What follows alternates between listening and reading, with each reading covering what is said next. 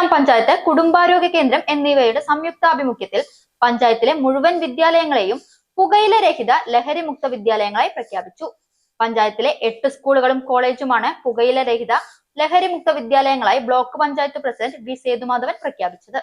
സ്കൂളുകൾക്കുള്ള ഉപഹാരവും സർട്ടിഫിക്കറ്റുകളും ചടങ്ങിൽ വിതരണം ചെയ്തു. സ്കൂൾ വിദ്യാർത്ഥികളും അധ്യാപകരും ചേർന്ന് സർട്ടിഫിക്കറ്റുകൾ ഏറ്റുവാങ്ങി. പഞ്ചായത്ത് പ്രസിഡന്റ് ഷീബ സുനിൽ അധ്യക്ഷത വഹിച്ചു. Palakkad deputy medical officer doctor Kavya Karunakaran വിശിഷ്ടാതിഥിയായി. ഇതിന് ശ്രമം നടത്തിയ ആരോഗ്യ വകുപ്പിനെയും പഞ്ചായത്തിനെയും അഭിനന്ദിച്ചു. സ്ഥിരം സമിതി അധ്യക്ഷന്മാരായ Rema Murali, O K. Ramachandran, Shajida, doctor Arun Mitra, doctor Mainavathi, secretary P Suresh Kumar, medical officer Latha, Kongad health supervisor Sisi Mon Thomas, Sumathi teacher, Sameera, tobacco free ambassador CCL Abraham, Parali assistant excise ഇൻസ്പെക്ടർമാരായ VV രമേഷ്, മൻസൂർ അലി എന്നിവർ സംസാരിച്ചു. ഗ്രാമപഞ്ചായത്ത് വൈസ് പ്രസിഡന്റ് ഫെബിൻ റഹ്മാൻ സ്വാഗതവും ഹെൽത്ത് ഇൻസ്പെക്ടർ AK സുരേഷ് നന്ദിയും പറഞ്ഞു. ഇവിടെ ഇരിക്കുന്നവരൊക്കെ തന്നെ ഇത്ര ഫാനുണ്ടെങ്കിലും എന്തോ ഒരു പുഴുകൽ ഇതിൻ്റെ ഉള്ളിൽ അനുഭവിച്ചുകൊണ്ടിരിക്കുന്നത്.